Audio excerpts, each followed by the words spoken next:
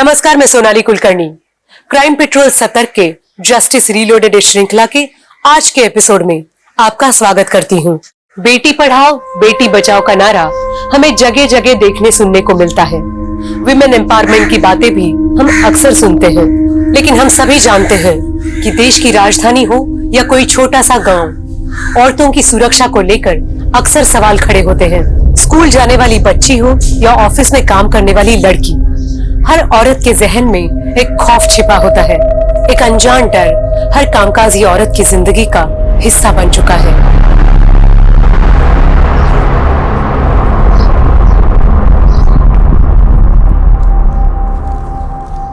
Good morning uncle. Good morning बेटा। Uncle दृष्टि कहाँ पर है? अंदर ही है कमरे में, जाओ मिल लो। हाँ। दृष्टि,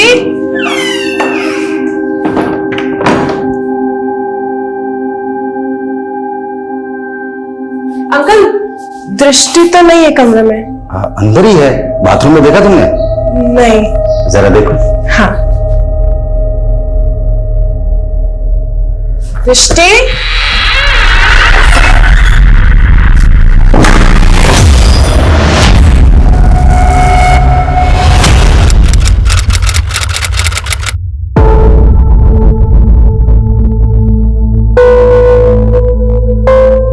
मान ले आज से तेरा नया जन्म हुआ है।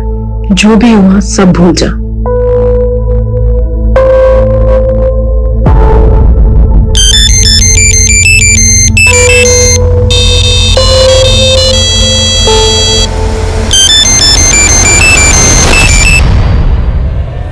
दुल्हनी, तेरी बड़ी याद आ रही। मिलने आना। और तूने ना किया ना, शादी भी टूट जाएगी। तेरा बिना कपड़े वाला फोटो है ना, तो तेरे होने वाले पति को भेज दूंगा।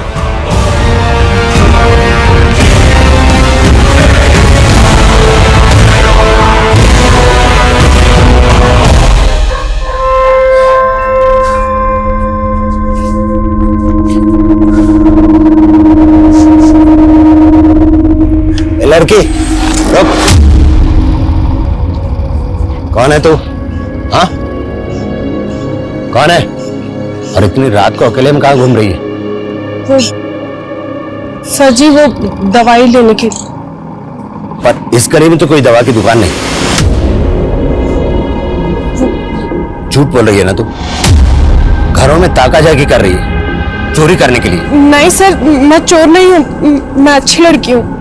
तो इस अच्छी लड़की का नाम क्या है? जी, नगमा। और रहती कहाँ है? वो यहाँ से दूसरी गली, राजनिवास। चल, मैं तुझे घर छोड़ देता हूँ। चल।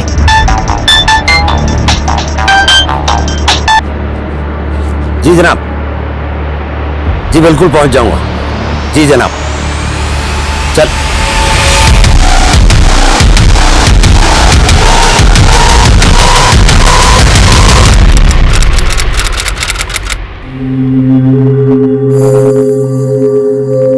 लड़की, लड़की रुक। लड़की,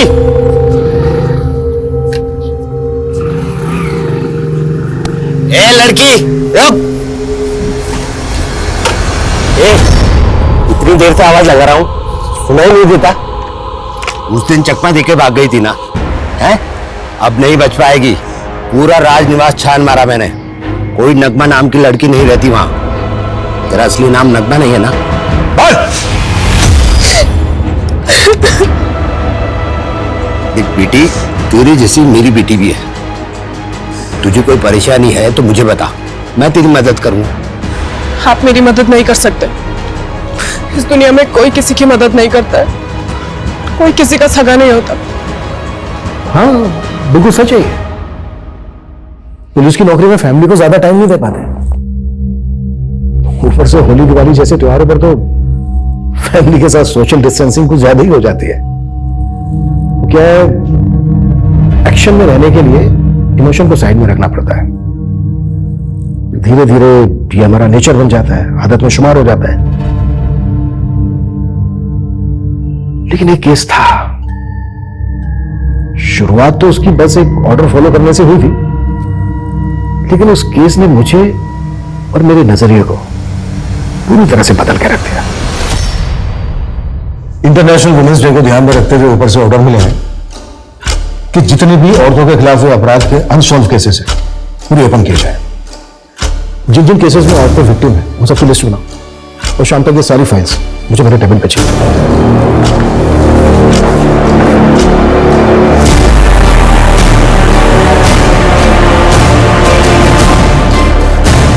सर हमने 3 केस नोट डाउन किए। ये हमारे फर्स्ट केस की फाइल। सर बीना कश्यप नाम की औरत की 2010 में दिन दहाड़े हत्या हुई थी। बीना और उसका पति हरी दिहाड़ी मजदूरी का काम करते थे।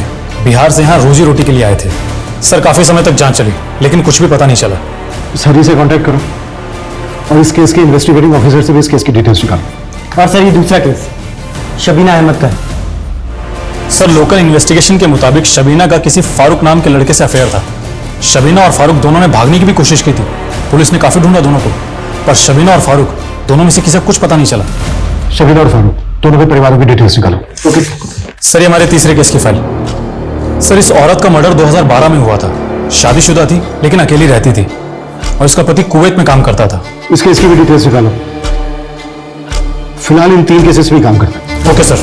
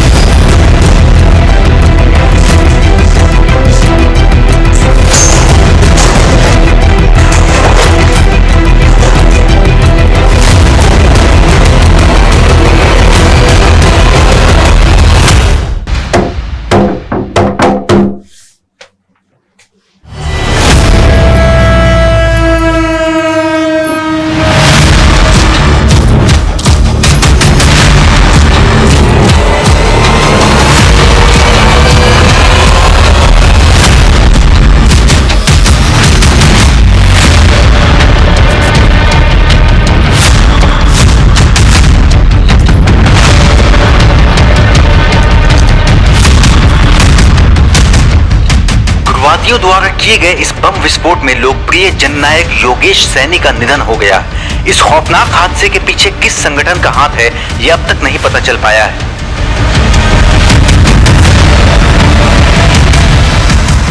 सर बीना कश्यप के केस में एक अजीब बात पता चली है। सर बीना की हत्या के 2 महीने के अंदर अंदर उसके पति हरी ने दूसरी शादी कर ली थी। हरी के बारे में कुछ पता चला? हाँ सर हरी बिहार के बेनीपुर गांव का रहने वाला है। लोकल पुलिस को डिटेल्स भेज दी। तो ये केस नंबर 2 शबीना है ना? सर शबीना और फारूक दोनों की फैमिलीज पुराने पते पर नहीं रहती है और पड़ोसियों को भी इनके बारे में कोई जानकारी नहीं है। और अंदर तक जाओ, शायद शबीना की कोई सहेली या फारूक का दोस्त मिल जाए गली मोहल्ले में। और ये केस नंबर 3, इसकी क्या अपडेट है? सर ये औरत जिस किराए के घर में रहती थी उस घर के मकान मालिक ने सालों पहले वो घर बेच दिया और पड़ोसियों से भी कोई नई जानकारी नहीं मिली है। वैसे सर खबरियों काम पर लगा दिया है।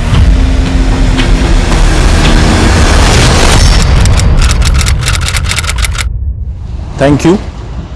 देखिए मेरे लिए बहुत ही ऑनर की बात है कि ये यंग अचीवर अवार्ड के लिए मुझे चुना गया एंड आई रियली होप कि मेरी कहानी से बाकी यंगस्टर्स भी इंस्पायर होंगे। अरे वाह गोल बेटा, तूने तो कमाल कर दिया। अरे तेरे माँ बाप के मरने के बाद मुझे इसी बात की फिक्र थी कि मैं तुझे और इस बिजनेस को कैसे संभालूंगा, पर देखो उस भगवान की कृपा से आज। दादाजी जो भी किया है मैंने किया है, आप प्लीज इसका क्रेडिट भगवान को मत दीजिए, मैं प्रचार ले रहा हूं। Sir parcel. दादाजी एक मिनट।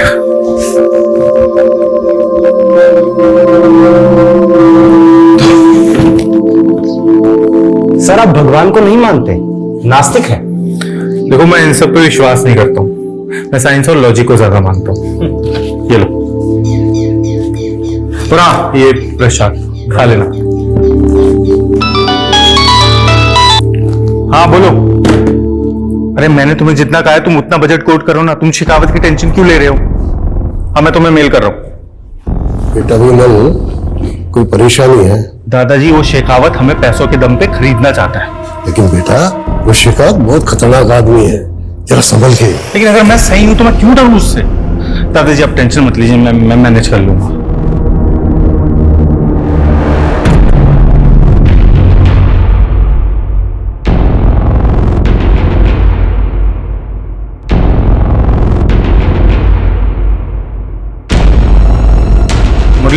कुछ काम है क्या? कहना है कुछ? सर वो मेरी बीवी की तबीयत खराब है, आधे दिन की छुट्टी चाहिए। आपको घर ड्रॉप करके मैं सुनो, तुम एक काम करो, तुम गाड़ी यहीं पे रोक दो और तुम घर चले जाओ। जाओ, मैं खुद से ड्राइव करके चला जाऊंगा।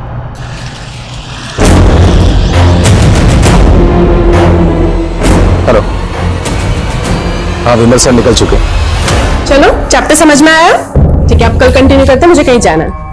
जयंती बोलो। मैम, ये आपके हाथ में क्या लिखा है? जी, ये उर्दू लैंग्वेज में कमल लिखा है। कमल यानी लोटस, पर आपका नाम तो मधु है, तो आपके हाथ पे ही लोटस क्यों? तेरे ना सवाल कभी खत्म नहीं होते। चल भाग जा ऐसे, वरना ज्यादा होमवर्क दे दूंगी। बाय पूरा कंप्लीट चाहिए होमवर्क मुझे।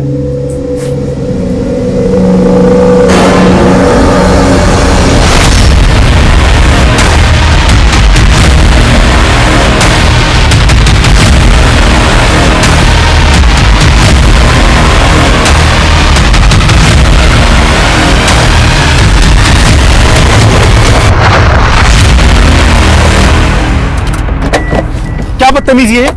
आपको दिखाई नहीं दे रहा?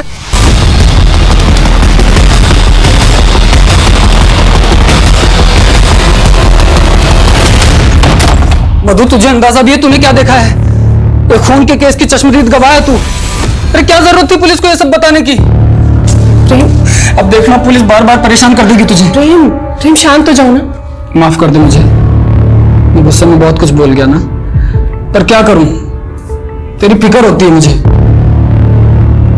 तुम टेंशन मत लो, एक बार हम कुवैत चले जाएंगे ना तो ये सारी प्रॉब्लम से छुटकारा मिल जाएगा। इतना आसान नहीं है मधु।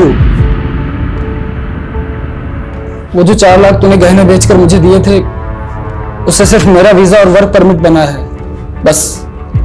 तो मतलब तुम अकेले कुवैत जाओगे मुझे छोड़कर? कुछ ही महीनों की तो बात है मधु। एक बार बस मैं वहां पहुंच गया तो फौरन पैसे कमाने के इंतजाम करने में लग जाऊंगा और फिर तुझे भी वहां बुला लूंगा। प्रेम, लेकिन मैं यहाँ अकेले तुम्हारे बिना। मधु, तुझे मुझ पर भरोसा तो है ना? अगर नहीं है तो बता दे, मैं उन्हें मना कर देता हूँ। नहीं नहीं नहीं, तुम जाओ, मैं तुम्हारा वेट कर लूंगी।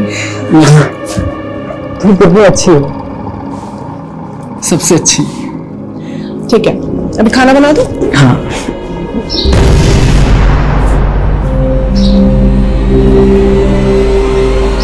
मधु मान गई। सर, बीना कश्यप के मर्डर केस में हमारा पहला सस्पेक्ट उसका पति हरि है। सर, लोकल पुलिस इसके गांव गई थी तो पता चला है कि अब वहां पर नहीं रहता है। और सर, एक पड़ोसी से पूछताछ करने पर मालूम चला है कि पिछले कुछ सालों से ये केरला में दिहाड़ी मजदूरी का काम कर रहा है और 2 साल से अपने गांव भी नहीं लौटा है। केरला पुलिस को इसकी अपडेट भेजो। और ये केस नंबर 2, शबीना अहमद, इसकी क्या प्रोग्रेस? सर, शबीना के बारे में तो कुछ भी पता नहीं चला है, लेकिन फारूक के बारे में पता चल गया है। लोकल टीम उससे पूछताछ करने निकल चुकी है। और केस नंबर 3, इसकी क्या अपडेट है? सर, इस केस के इन्वेस्टिगेटिंग ऑफिसर को मैंने पुलिस स्टेशन बुला लिया है। प्रेम, लो, अच्छा सुनो, फ्लाइट में बैठते हैं मुझे फोन करना भूलना नहीं। ये भी कोई कहने की बात है? और देखना 4-5 महीने बाद तुझे भी वहां बुला लूंगा। प्रेम, मुझे भूल तो नहीं जाओगे ना? ऐसी बात कर दी है मधु, अगर तू नहीं होती तो मैं कभी कुवैत जा ही नहीं पाता। अब अगर तू ऐसे उदास रहेगी तो मैं जा नहीं पाऊंगा ना। थोड़ा हंस दे। अरे प्रिभम, वो गाड़ी आ गई है। सामान रख दूं मैं? हाँ, अरे मैं कुछ भूल गया। अरे मधु भाई, मैं रख रहा हूं। और आप ना फिक्र बिल्कुल मत करना, मतलब प्रेम भाई जा रहे हैं तो क्या हुआ, हम तो हैं आपकी खिदमत में, पूरा ख्याल रखेंगे आपका। अरे प्रेम भाई क्या कर रहे हो? मुझे अरे जा रहा हूँ, हमारे लिए कुछ लेकर आना। हाँ आइए।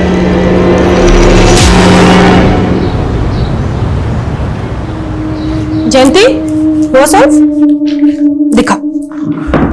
हाँ, अरे नहीं देख, ऐसे करेगी तो हमेशा गलत ही आंसर आएगा ना, तुझे बोला था।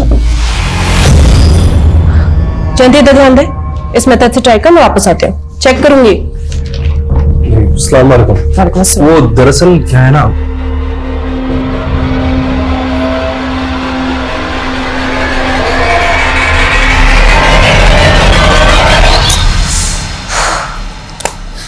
मधु मैम,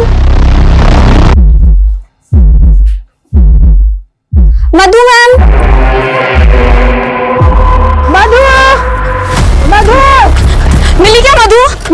हमने पानी टंकी के पास देखा पर मधु कहीं नहीं मिली। मैं वहां देख कर आता हूँ, हम उधर देखते हैं। हाँ गौतम भैया, मधु मैडम को पता चला क्या? अरे नहीं भाभी, सारे में देख लिया, कहीं पता नहीं चल रहा मधु भाभी का। मुझे लगता है प्रेम भाई को हमें बता देना चाहिए। हाँ।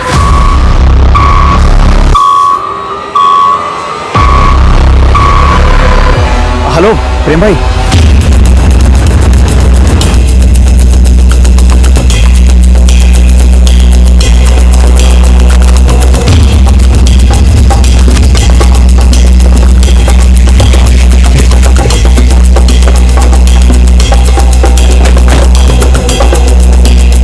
पीछे हटिए, पीछे पीछे पीछे चलिए।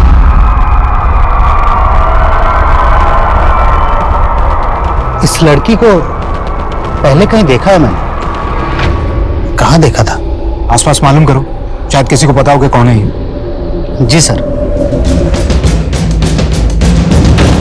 सर, लड़की की पहचान हो गई सर, मधु नाम है इसका। बच्चों को ट्यूशन पढ़ाया करती थी, यहीं पास के मोहल्ले में रहती है। आज सुबह ही अचानक गायब हो गई थी सर। आखिरी बार किसने देखा था इसे? जयंती बेटा, डरने की कोई बात नहीं है, अच्छी तरीके से याद करके बताओ, जो आदमी तुम्हारी मधु मैम से मिलने आया था आज, वो कैसा दिखता था? अंकल मैंने उनका चेहरा नहीं देखा, लेकिन वो इतने लंबे थे। अच्छा, क्या एज होगी उनकी? मतलब बाल काले थे, सफेद थे, कुछ याद है? काले थे और मधु मैम के सामने होने के कारण मैं उनका चेहरा नहीं देख पाई। वो आपस में कैसे बात कर रहे थे? मतलब लड़ाई कर रहे थे या प्यार से बात कर रहे थे? वो तो मुझे पता नहीं, लेकिन अंकल ने उन्हें अस्सलाम वालेकुम बोला था। अस्सलाम वालेकुम। और अंकल के हाथ में कुछ सिल्वर कलर का ब्रेसलेट था। इस लड़की को ड्रग्स के इंजेक्शन दिए गए थे, उसके बाद गोंद से इसकी आंखें, नाक और मुंह को चिपका दिया गया। सफोकेशन से इसकी मौत हो गई थी। मुझे लगता है कि मारने वाले इन्वेस्टिगेशन से सामने क्या है?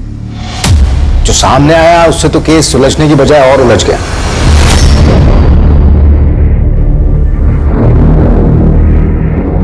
सर, मैंने आपसे कहा था ना कि इस लड़की को पहले मैंने देखा है। इस लड़की का नाम मधु नहीं, नीलोफर है। जी सर। पर आपको कैसे पता? ये देखो, ये इसके हाथ पर उर्दू में एक टैटू बना हुआ है, मैंने पता करवाया, ये नीलोफर लिखा हुआ है। और पोस्टमार्टम से ये भी पता चला है कि इसके साथ में गैंगरेप हुआ था और गोंद से इसके जो आंख, नाक, मुंह को चिपकाया गया था, उस वजह से सफोकेशन हुआ और इसकी मौत हो गई। तो बस केस के बारे में और क्या पता चला? ये देखिए सर, नीलोफर और मधु की मिसिंग फाइल, उसके फादर अयूब ने मिसिंग कंप्लेंट लिखवाई। तो ये नीलोफर रेवाड़ी की रहने वाली थी, लेकिन नीलोफर से मधु क्यों बनी? फिर हमने नीलोफर के पति प्रेम से बात की, जो उस वक्त कुवैत में था। जी, उसने बताया कि ये दोनों आपस में प्यार किया करते थे, लेकिन दोनों के प्यार के बीच मजहब आ गया, इसलिए दोनों ने भागकर शादी कर ली। और फिर नीलोफर के घर वालों से बचने के लिए नीलोफर का नाम बदलकर मधु कर दिया गया। नीलोफर की मिसिंग कंप्लेंट उसके फादर अयूब ने लिखवाई। जी, हमने अयूब को ढूंढा लेकिन मिला नहीं। पड़ोसी ने बताया कि बदनामी के डर से उसने अपना घर बदल लिया। और आपने केस क्लोज कर दिया? जी नहीं, हमने और एंगल टटोले। सर, मुझे लगता है कि ये केस नीलोफर के अतीत से जुड़ा हुआ है। नीलोफर की बीती जिंदगी में जाने से कुछ नहीं होगा। जो आदमी नीलोफर से मिलने आया था, उसी ने उसका मर्डर किया। तो सर, इलाके के सारे स्ट्रीट को उठा ले। जयंती बेटा, डरने की कोई बात नहीं है, अब ध्यान से देखकर बताओ इनमें से कौन था। डरो मत, तुम उन लोगों को देख सकती हो, वो तुम्हें नहीं देख सकते। वो तो नहीं था, क्या वो वाला? हम काफी महीनों तक इस केस में लगे रहे, मगर कोई क्लू नहीं मिला। फिर मेरा ट्रांसफर हो गया। सिर्फ यही कह सकता हूं कि इस केस में मैंने अपनी तरफ से कोई कोर कसर नहीं छोड़ी। आपने कोई कसर नहीं छोड़ी? क्या आपने नीलोफर के पति प्रेम को इंटरोगेट किया? जो आदमी नीलोफर से मिलने आया था, क्या उसके अलावा आपके पास कोई दूसरा सस्पेक्ट था? क्या ये पॉसिबल नहीं है कि नीलोफर ऑनर किलिंग का शिकार हुई, उसके पिता अयूब ने भी उसका मर्डर किया हो? जी नहीं, अब ये बताइए कि किस बेसिस पे आप इस नतीजे पर पहुंचे कि जो आदमी नीलोफर से मिलने आया था, उसने नीलोफर को मारा है? अगर उसका इरादा नीलोफर को मारने का होता तो क्या वो जयंती की मौजूदगी में आता? और अगर वो जयंती की मौजूदगी में आया भी तो क्या उसको जिंदा छोड़ता? एक्चुअली इस तरह से हमने सोचा ही नहीं। इस केस को हमें शुरू से इन्वेस्टिगेट करना होगा। सबसे पहले यह पता लगाओ कि नीलूफर का पति अभी भी कुवैत में है या इंडिया लौट आया है। सर, और सर नीलोफर की स्टूडेंट जयंती, जिसने आखिरी बार नीलोफर को देखा था, उसके बारे में पता लगाता हूं। जिस ब्रुटैलिटी के साथ नीलूफर को मारा गया, सफोकेशन से मरी वो, मुझे तो यही लगता है कि किसी की गहरी रंजिश हुई होगी नीलूफर के साथ। सर, नीलोफर के पिता अयूब ने अपनी बेटी की मिसिंग कंप्लेंट तो फाइल की थी, लेकिन उसकी मौत के बाद से एकदम से गायब हो गया। अयूब ने समाज के डर की वजह से अपनी बेटी को नहीं अपनाया होगा, या फिर वजह कुछ और रही होगी। अयूब भाई, अब नीलोफर काफी बड़ी हो गई है, उसकी शादी के बारे में आपने कुछ सोचा या नहीं? अगर उसकी अम्मी जिंदा होती तो अच्छा सा लड़का ढूंढ देती नीलोफर के लिए। अरे आप एक बार बोलकर तो देखिए, नीलोफर के लिए एक से एक लड़कों की लाइन लगा देंगे। 2 जगह बात चलाई है, अगर जवाब नहीं आता है तो बताऊंगा। जी जरूर।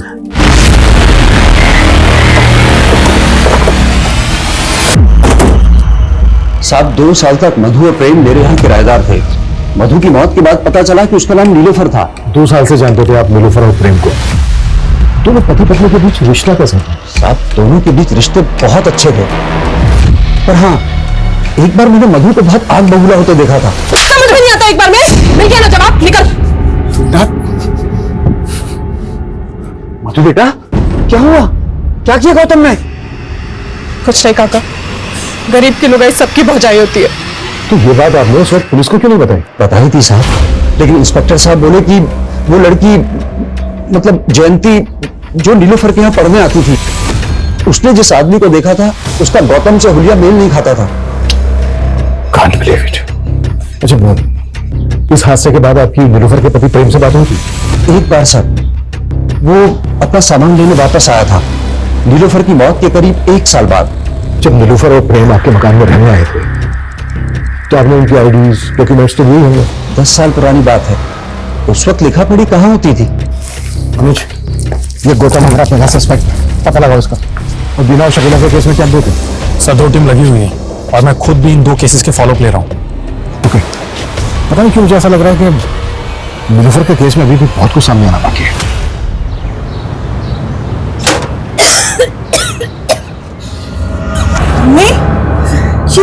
ये क्या हालत बना रखी है आपने अपनी? तू यहाँ क्यों आई है? अम्मी, मना किया था ना तुझे आना। आप क्या कर रहे हो? इधर बैठो, इधर बैठो, आ जाओ। पानी पिए? मैं पी लूंगी, आप बैठो। इतनी तबीयत खराब है आपकी, आपने मुझे बताया भी नहीं। इसमें बताने का क्या है बेटा? ट्यूमर है दिमाग में, ट्यूमर।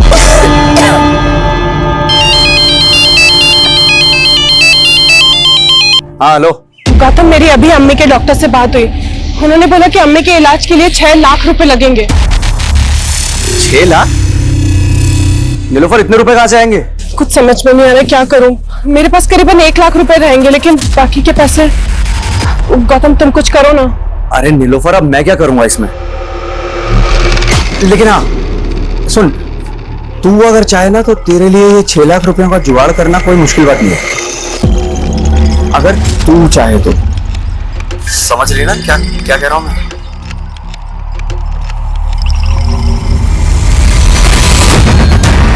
देख, बड़ा सीट है। अरे तेरी फोटो देख के हिल गया था, अब तेरा जलवा देगा तो पिघल जाएगा। आ जाओ।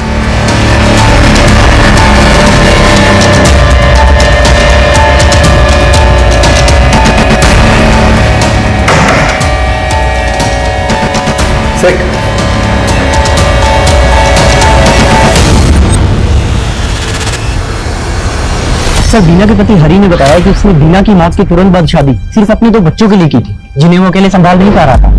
हरी ने उस वक्त किसी पर शक जताया था? सर, उसकी कंस्ट्रक्शन साइट पे 2 मजदूर थे, दीपक और रुपेश। दोनों शराबी थे और बीना की उनसे कुछ कहासुनी भी हुई थी। हरी का स्टेटमेंट वेरीफाई करो सर। और शबीना केस पे क्या देता है? सर, मेरी फारूक से बात हुई है, अब वो शादीशुदा है, लेकिन सर उसकी शादी शबीना से नहीं बल्कि किसी और ही लड़की से हुई, और सर उसने शबीना को नहीं बुलाया था। फारूक पे नजर रखो और फारूक के दोस्तों से भी बात करो। सर। हाँ सर नीलोफर के केस में एक अपडेट मिली है। सर इसका नाम विमल गुप्ता है और ये एक बिजनेसमैन था और नीलोफर इसके केस की चश्मदीद गवाह थी। नीलोफर का मर्डर कब हुआ? सर इसके हेयरिंग से 2 दिन पहले और नीलोफर इसके हेयरिंग में गवाही भी देने वाली थी। विमल केस में सस्पेक्ट कौन था? सर विमल के केस में प्राइम सस्पेक्ट ये गुंजेश नाम का डिलीवरी बॉय था। सर ठोस सबूत ना मिलने की वजह से कोर्ट ने इसे बरी कर दिया था। गुंजेश, इस पजल की आखिरी कड़ी गुंजेश ही हो सकता है। सालों पुराने केसेस को रीओपन करके किसी अंजाम तक पहुंचाना आसान नहीं होता। सबूत मिट चुके होते हैं, गवाह जुटाना मुश्किल होता है। मधु उर्फ नीलोफर के केस में भी कुछ ऐसा ही हो रहा था। इस केस का रुख मोड़ने वाला सबसे अहम गवाह अभी पुलिस की पहुंच से काफी दूर था।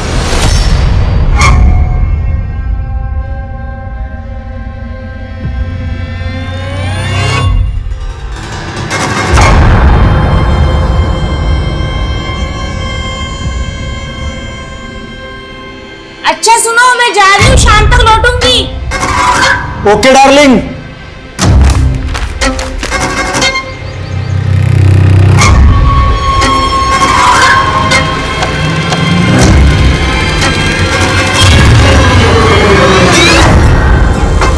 अरे कहाँ चली मेरी रानी? नाटक कर रही है ना?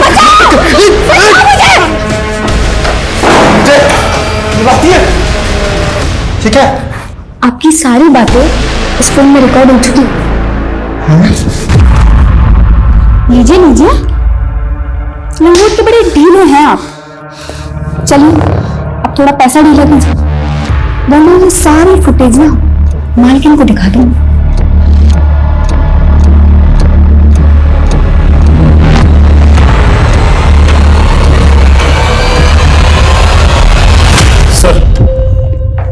सर डिलीवरी बॉय गुंजेश के बारे में कुछ भी पता नहीं चला है, लेकिन नीलोफर को आखिरी बार जिस लड़की ने देखा था जयंती।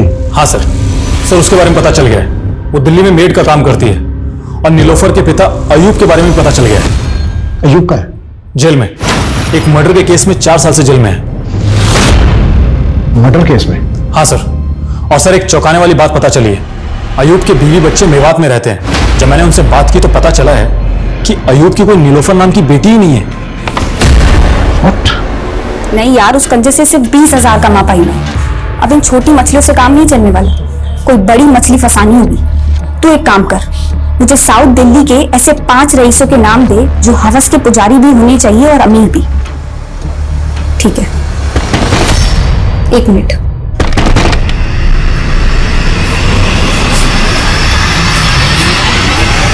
जी जयंती जी कहिए। मुझे तुम्हारी टीचर मधु के मर्डर के सिलसिले में तुमसे कुछ बात। लेकिन मुझे कोई बात नहीं करनी।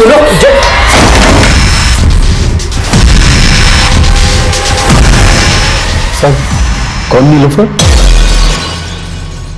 मेरी उम्र हो गई है, इसलिए कुछ याद नहीं रहता। आप क्यों मुझे परेशान कर रहे हैं? कम से कम जेल में तो चैन से रहने दीजिए। अच्छा, जेल में लोग चैन से रहने नहीं, सजा काटने आते हैं। एक मदद कर हमारी ये जानने में कि नीलोफर की मौत कैसे हुई थी। नहीं तो तुझे तेरी बेटी नीलोफर का कातिल साबित करना हमारे लिए कोई बड़ा काम नहीं होगा। चल बोल, कैसे हुई थी तेरी बेटी नीलोफर? नीलोफर मेरी बेटी नहीं थी साहब, नीलोफर कॉल गर्ल थी। देखते ही भाग गई थी साहब मुझे। नीलोफर को अपनी अम्मी के इलाज के लिए पैसों की जरूरत थी, तो मैंने पैसे देकर उसे खरीद लिया उसके दलाल गौतम से। 7 लाख रुपए देकर 7 महीने के लिए खरीदा था साहब उसे, पर सब वो सिर्फ 2 महीने में भाग गई। तो तूने नीलोफर का बाप बनकर उसकी मिसिंग कंप्लेंट फाइल करवाई? तो और क्या करता साहब, सारे अड़ोसी पड़ोसी मेरे पीछे पड़ गए साहब। इसलिए मार डाला उसको? नहीं साहब, मुझे तो खुद नीलोफर की मौत की खबर अखबार से मिली साहब। मेरे तो पैसे भी गए और लड़की भी गई साहब। वो दलाल गौतम जिसे तूने नीलोफर को खरीदा था, कहाँ मिलेगा? वो सब होटल रोजवुड उसका पुराना अड्डा हुआ करता था, शायद अब भी वहां आता जाता हो।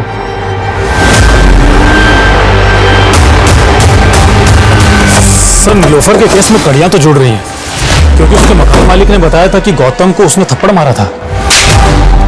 कहीं ऐसा तो नहीं है कि शिव गौतम नीलोफर को वापस प्रोस्टिट्यूशन में ले जाना चाहता था और नीलोफर तैयार नहीं थी इसके लिए?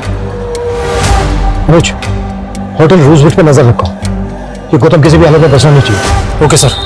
और हाँ सर, जयंती भी कॉपरेट नहीं कर रही है। जयंती के लिए ऐसे सर एटीटी में फाइल भेज दी, नीलोफर के केस से कनेक्टेड है।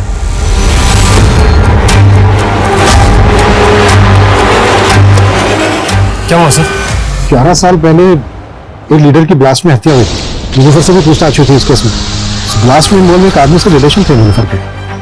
उस वक्त नीलोफर ने एटीटी को बताया था कि वो एक कॉल कर रहा है, उसके बहुत सारे क्लाइंट हैं जिनके बैकग्राउंड के बारे में उसे कुछ नहीं पता। इसका मतलब नीलोफर के लिंक उग्रवादियों से भी थे। एटीटी को शक तो था नीलोफर पे, हालांकि कुछ साबित नहीं हुआ। पहले एक टीचर, उसके बाद कॉल कर, फिर उग्रवादियों से उसके संग। आखिर थी क्या है लड़की?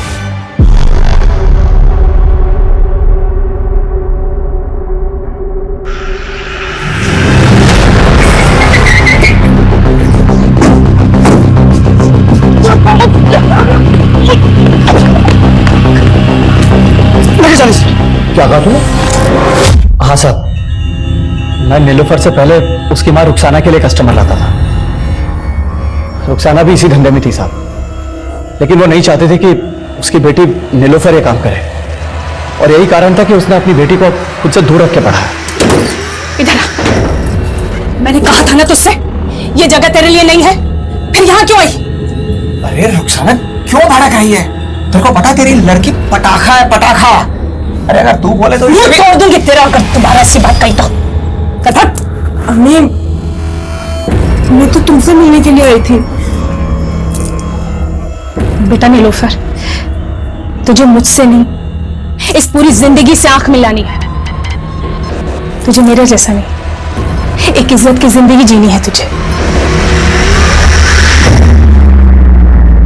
नीलोफर एक छोटी सी दवाई की दुकान में काम करती थी साहब, लेकिन अजीब बात है, किस्मत उसे वहीं ले आई जहां वो नहीं आना चाहती थी। लेकिन जैसे उसकी जिंदगी में प्रेम आया, वो फिर से उड़ गई साहब। लेकिन तूने उसको ढूंढ निकाला।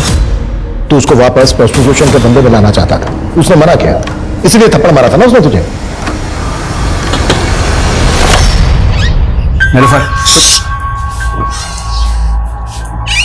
नीलोफर मर चुकी है, तू बोल। हाँ हाँ ठीक है मधु, देख ध्यान से सुन ले। प्रेम ने कुवैत जाने से पहले मुझसे 1.5 लाख रुपए उधार लिए थे। बोल रहा था 2 महीने में लौटा देगा। अब 2 महीने बीत चुके, मेरे पैसे नहीं मिले हैं मुझे अभी तक। गौतम, जैसे ही प्रेम पैसे भेजेगा मैं तुझे दे दूंगी, थोड़े टाइम रुक जाना। मेरे सर पे भी लोग वसूली करने के लिए बैठे हुए हैं। देख, अगर तूने मेरे पैसे जल्दी नहीं चुकाए ना, तो मुझे उन लोगों को तेरा पता देना पड़ेगा। गौतम प्लीज ऐसा मत करना, देख कुछ और रास्ता होगा ना। कोई और रास्ता?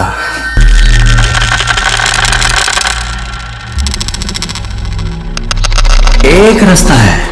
उसने धंधा करने से मना कर दिया, इसलिए तूने उसको मार डाला। नहीं साहब, उसकी मौत से तो सच कहूं मेरा नुकसान ही हुआ है साहब। एक लड़की की जान चली गई और तुझे नुकसान की पड़ी है। इंस्पेक्टर साहब, ये नीलोफर कोई साधारण लड़की नहीं थी, लॉटरी थी, लॉटरी।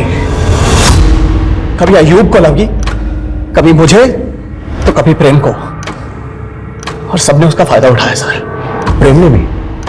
हाँ साहब। काम देगा प्रेम? वो तो नहीं पता मुझे साहब, लेकिन अगर आप लोगों को मिल जाए तो मेरे पैसे निकलवा लेना उससे, और चाहिए तो थोड़े पैसे आप भी रख लेना। अरे खास इंफॉर्मेशन दे सकता हूं सर। एक औरत है आयशा कुरैशी नाम की।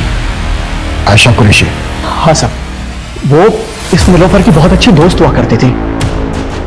मुझे पक्का यकीन है कि उसे जरूर पता होगा इन दिनों ये प्रेम कहां पे है।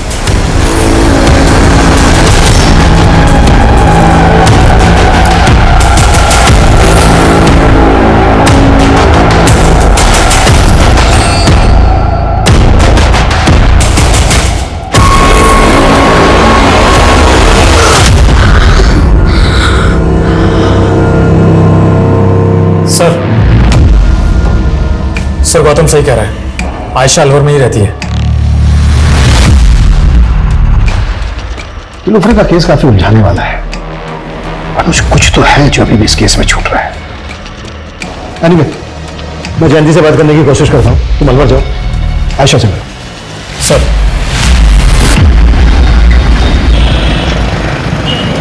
जी सर, ये लोफर और मैं पहले एक ही मोहल्ले में रहते थे। कुछ ही दिनों में दोस्ती भी हमारी अच्छी हो गई थी। प्रेम के साथ खुश थी सर वो, लेकिन ये गौतम उसे बहुत तंग करता था सर। बार बार उसे वापस से धंधे में बैठने के लिए दबाव डालता था।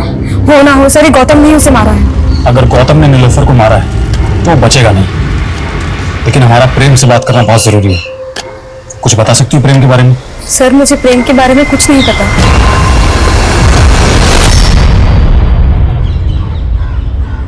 जयंती, मैं जानता हूं उस हादसे ने तुम्हारी जिंदगी बदल कर रख दी थी।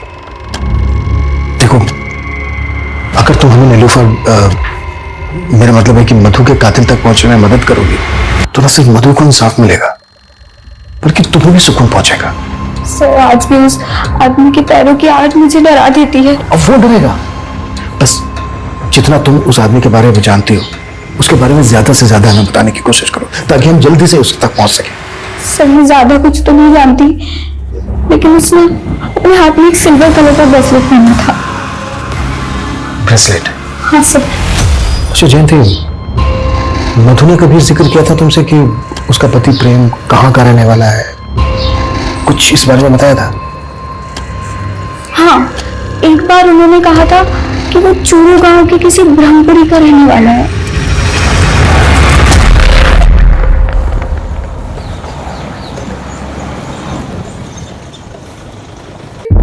प्रेम शुक्ला? सब प्रेम को तो 2015 में किसी ने मार दिया था। कैसे हो सकता है? कितना नजदीक हम केस सॉल्व करने के।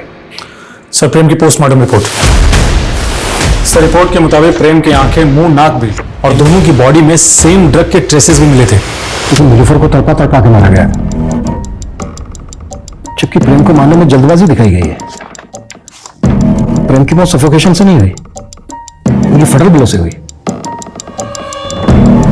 प्रेम के चेहरे और सर पर 5 बार वार किए गए। होना हो नीलोफर और प्रेम का कातिल एक ही है। अनुज, नीलोफर और प्रेम के मर्डर की पहले की उनकी सारी एक्टिविटीज बता दो। Yes sir.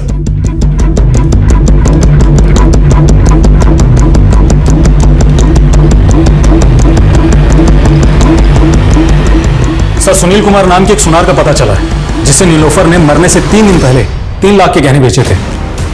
क्या नाम बताया तुमने सुनार?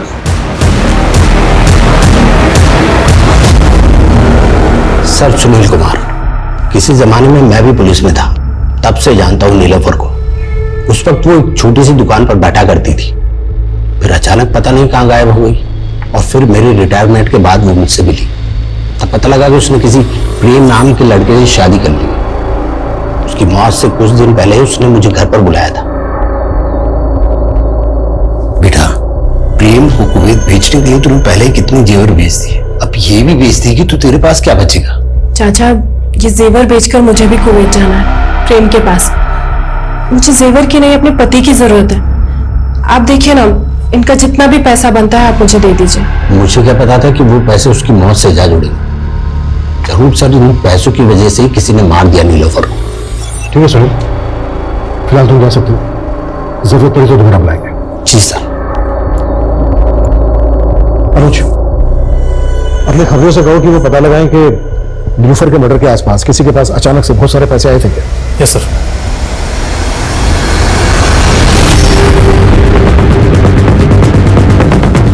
मैं तेरी मदद करूंगा। आप मेरी मदद नहीं कर सकते। इस दुनिया में कोई किसी की मदद नहीं करता है, कोई किसी का सगा नहीं होता। जो करना था मैंने खुद कर लिया।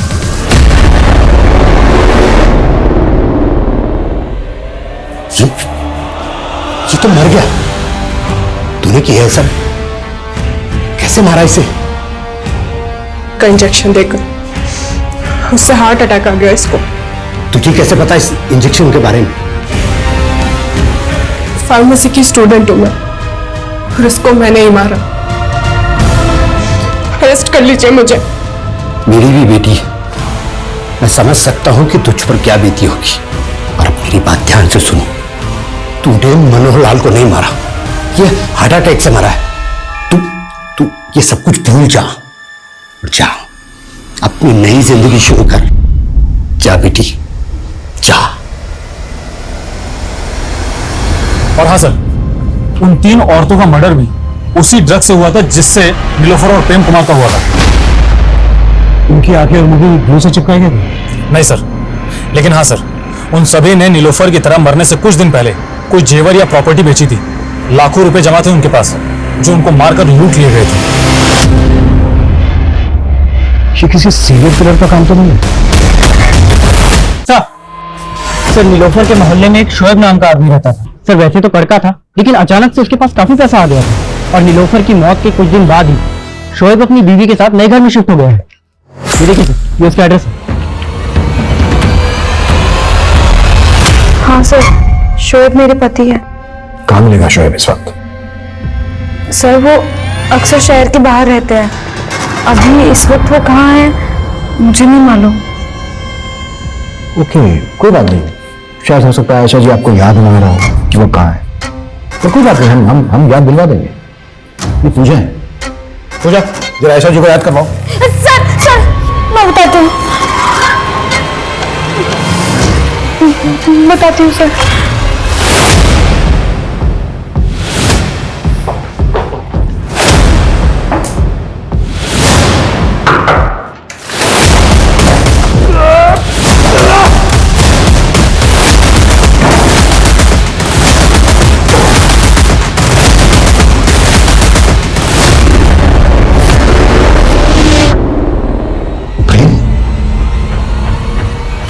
शोएब का है?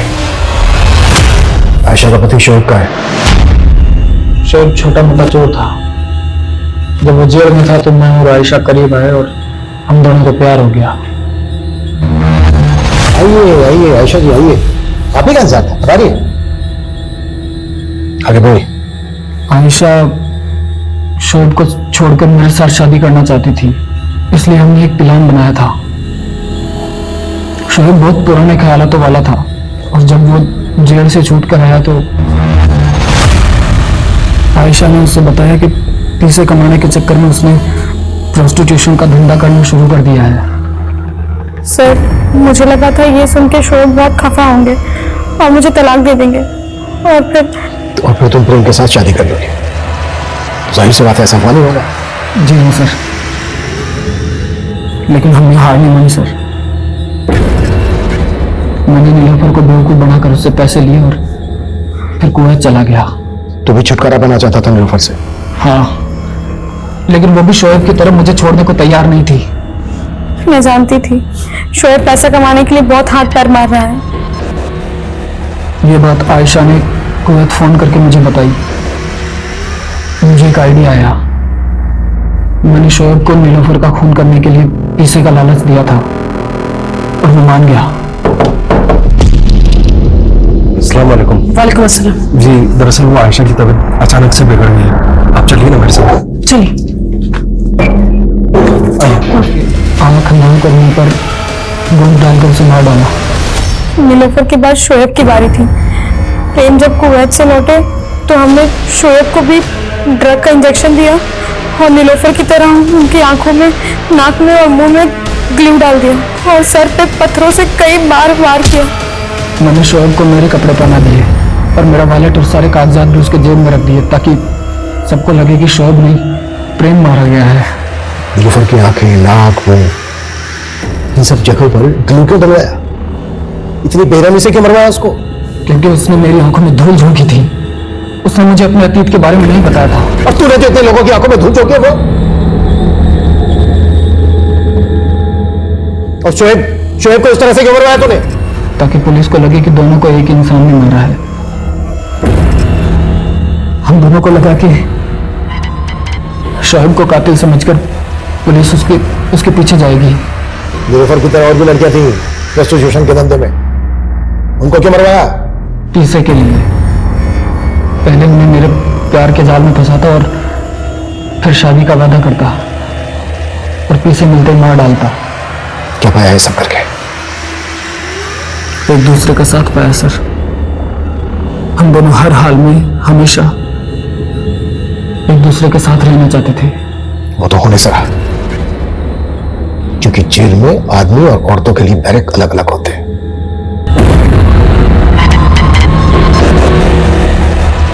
मधु उस नीलुफर की कहानी ने मेरी अब तक की क्राइम की समझ पर कई सवाल या निशान खड़े कर दिए। मुझे एहसास हुआ कि कभी कभी इंसान पूरी तरह से सही या गलत नहीं होता है। कई बार इंसान हालातों के आगे मजबूर भी होता है। इसलिए आप सभी से मेरा अनुरोध है कि किसी को भी जज करने से पहले एक बार उसके हालातों के बारे में जरूर सोचें। रीओपन किए गए तीनों केसेस को सॉल्व करने में पुलिस कामयाब रही। बीना की हत्या के जुर्म सर, आप भगवान को नहीं मानते, नास्तिक है।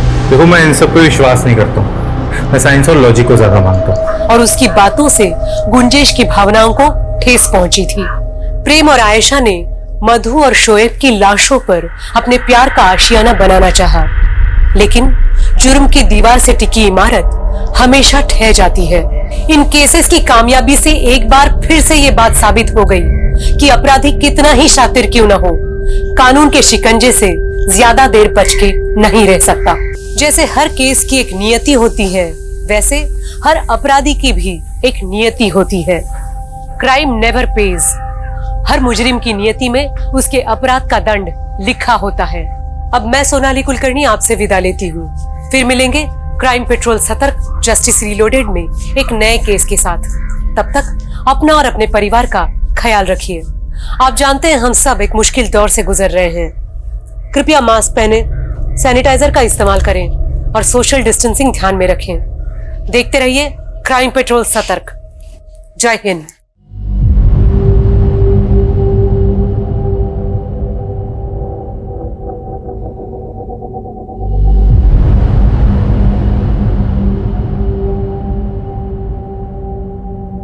हे दोस्तों, व्हाट्सअप, आई एम बैक। तो दोस्तों, मैंने सोचा है कि आज आपके लिए मेंटल हेल्थ के बारे में कोई स्पेशल वीडियो बनाऊं।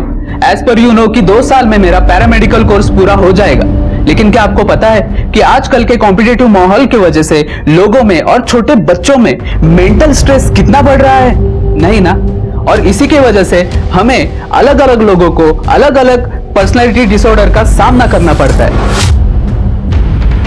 तो दोस्तों, लेट्स स्टार्ट। और हाँ, इस वीडियो को अपने दोस्तों में शेयर करना और लाइक करना ना भूलिए। तो दोस्तों, शुरू करते हैं हम आज का अपना नया सेशन।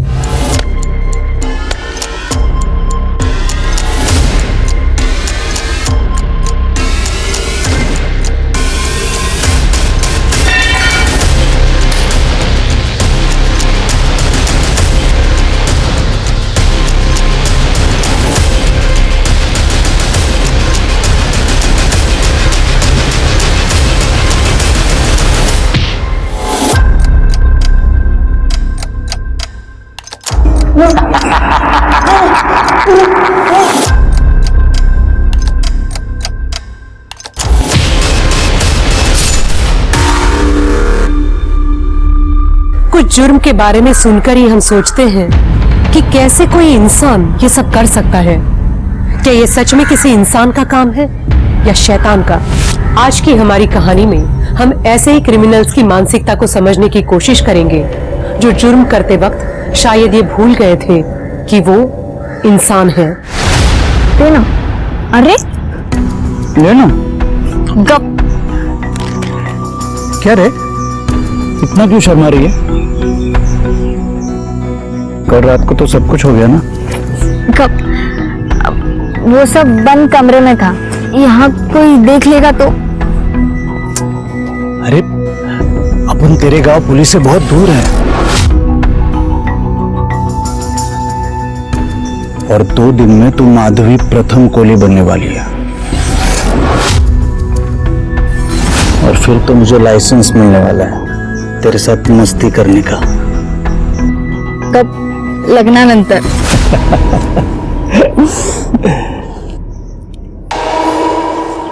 प्रथम, बहुत डर लग रहा है और बहुत खुश भी हूँ। तो चिप्स खा, मैं थोड़ा हल्का होके आता हूँ।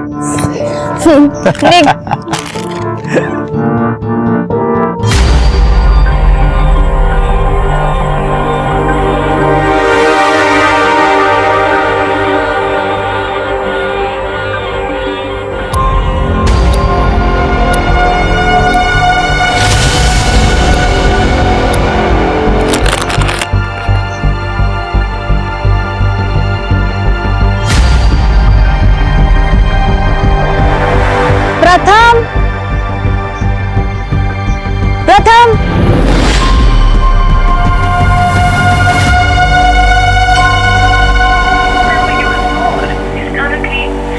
फोन कैसे बंद आ रहा है? प्रथम, प्रथम,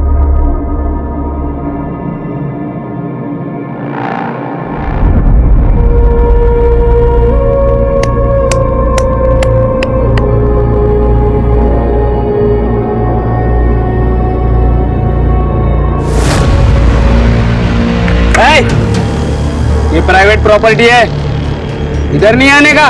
वो मेरा बॉयफ्रेंड मतलब मंगेतर, उसको देखा क्या? इधर कोई नहीं आता, निकलो इधर से।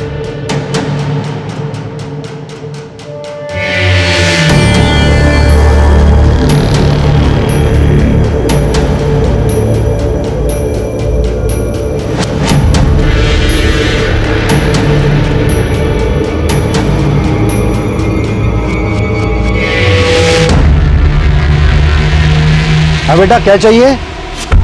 काका, वो मेरे मंगेतर बाथरूम गए थे, काफी देर हो गई, वो यहाँ आए थे क्या? कौन मंगेतर?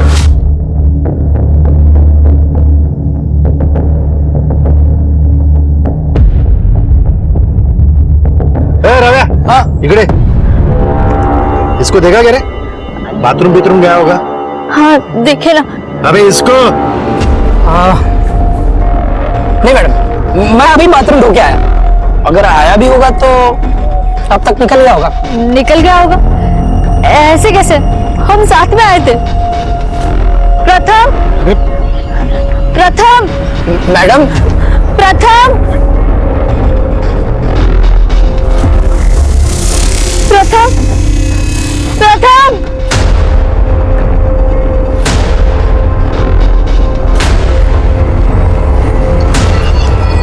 अरे मैडम, मैंने बोला था आपको, वो नहीं है इधर। कहीं आपको अप्रैल फूल तो नहीं बना?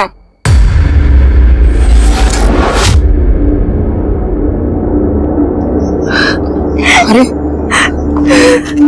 मैडम रोइए मत, मैं हूं ना, रोइए मत मैडम जी, रोइए मत मैडम जी, मैडम मैं हूं यहाँ पे। काम कर अपना।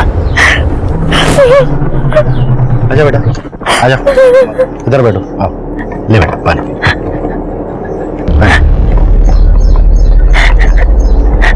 शादी नहीं हुई ना तुम्हारी? ये लड़के लोग ऐसे ही होते हैं, इस्तेमाल करते हैं और छोड़ देते हैं। इसे बहुत सारे लड़कों को जानता हूं मैं। तू टाइम खोटी मत कर, तू अपने घर चली जा बेटा।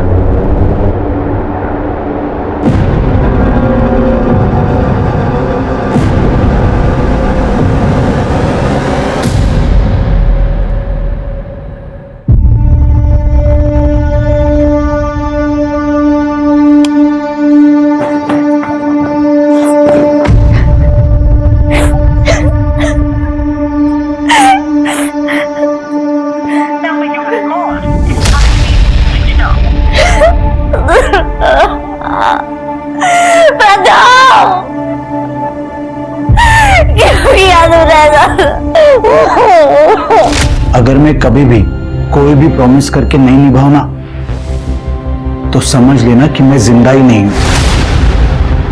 मैं तुम्हें कभी भी धोखा नहीं दे सकता माधवी। बहुत प्यार करता हूं मैं तुझसे।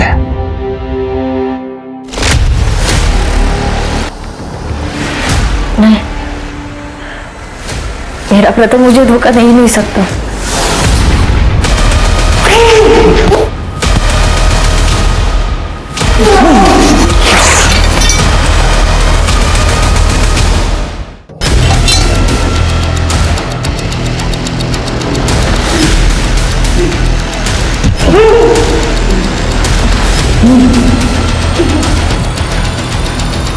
लड़की बात साला।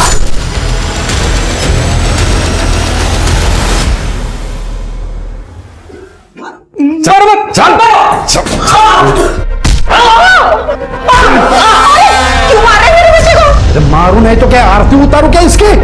तूने बोला इसलिए इसको काम पे रखा ढाबे पे मेरे। क्या बोली रे तू? ये सुधर गया, ये सुधर गया ये लड़कीबाजी करता ये परवरिश की तूने इसकी? अरे माँ है ना तू इसकी? जैसा हुआ वैसा पाल लिया मैंने। कम से कम इसको छोड़ के किसी मर्द के साथ भाग नहीं गई मैं। शांपत्य मत कर, ज्यादा शांपत्य मत कर। संभाल तेरे बेटे को और सुधार इसको। सुधर जा, मैं तो पूरे कारनामे तेरे पुलिस को बताऊंगा, फिर जिंदगी भर सड़ता रहेगा जेल में।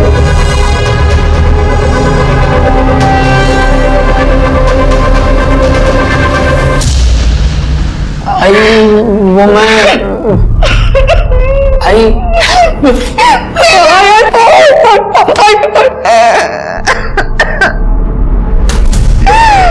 अरे तेरे लिए मैं ये अचार पापड़ बेचती हूँ ताकि मरने से पहले तेरे लिए पैसा जमा करके जा सकूं। और तू लड़कीबाजी करता है, क्या समझता नहीं है तू? वो लड़की रो रही थी तो उसको चुप कराने के लिए मैं उसको हाथ लगाया। तेरा बाप किसी दिन आके हम दोनों को चुप करा देगा। पहले खुद को तो संभाल, बाद में बाकी लोगों को संभालना। उस ढाबे के सिवा तेरे पास आई क्या? संभल जा, नहीं तो किसी दिन तेरा बाप किसी नाजायज बच्चे को उठा के उस ढाबे पे बिठा देगा, फिर क्या करेगा तू? मेरा बाप है ना तपस्या, बहुत बड़ा वाला है, खुद चाहे जो करे, इधर मेरे को ज्ञान देने से नहीं चुकता। खुद तो मेरी आई को छोड़ गया किसी जवान लड़की के चक्कर में, और मुझे बोलता है लड़की बाजी ना करे। बहुत गलत किया तेरे आई के साथ तेरे बाप ने, और बेटा बाप पर ही तो जाता है। हाँ?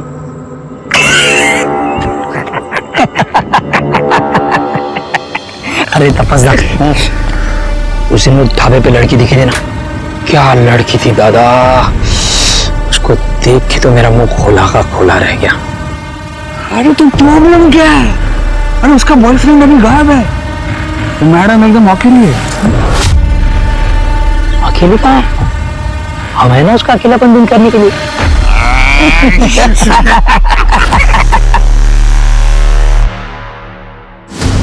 इसका मतलब तुम्हारा बॉयफ्रेंड तुम्हें अकेला छोड़कर भाग गया? नहीं सर, मेरा प्रथम मुझे ऐसे छोड़कर नहीं जा सकता, जरूर कुछ तो गड़बड़ है।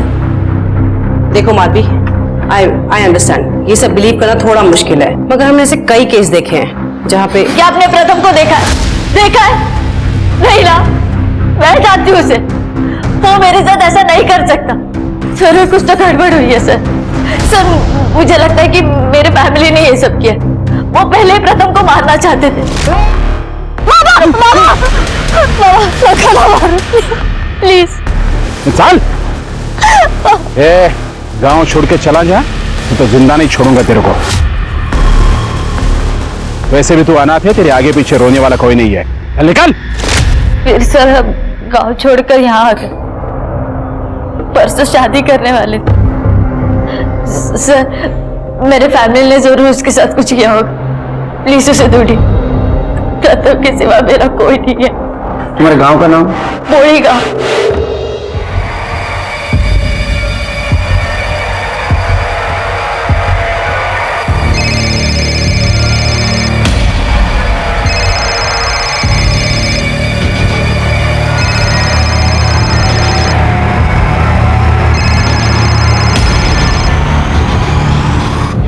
हाँ ये बोल।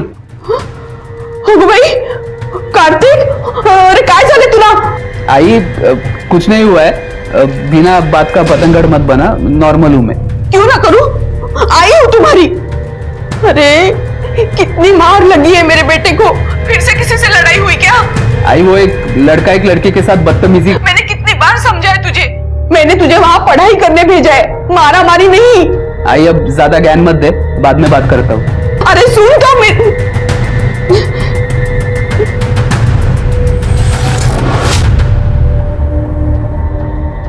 हाय दोस्तों, welcome to my mental health video channel.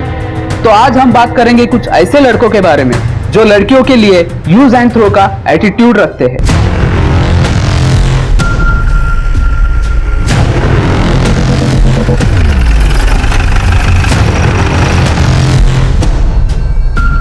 Madam हम सिर्फ हमारे कस्टमर्स को बाथरूम यूज करने देते हैं, अगर ये यहाँ पे आया भी होगा तो पीछे से आया होगा और वहीं से निकल गया होगा।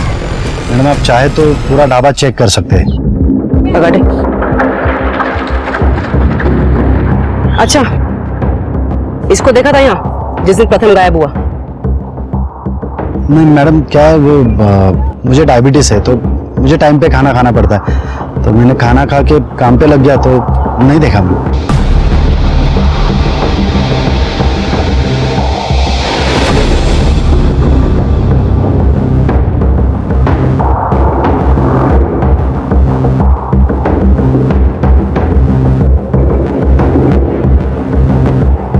मैडम मैं था यहाँ पर अब इतने कस्टमर्स आते हैं कि मुझे भी याद नहीं। पगाड़े, कुछ भी याद आए या पता चले तो इन्फॉर्म करना। फार्म हाउस पे चलो।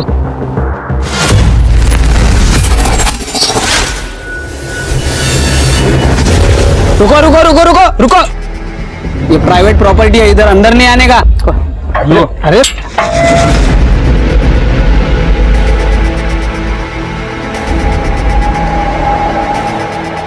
ये इतना धुआं क्यों कर रखा है? और ये धूप बत्ती ये क्यों जला रखी है? कहते हैं कि हफ्ते में अगर एक बार धूप जलाओ तो वातावरण साफ रहता है और कोई बुरी शक्ति भी नहीं आती। मैं अकेला रहता है ना इधर, इसलिए।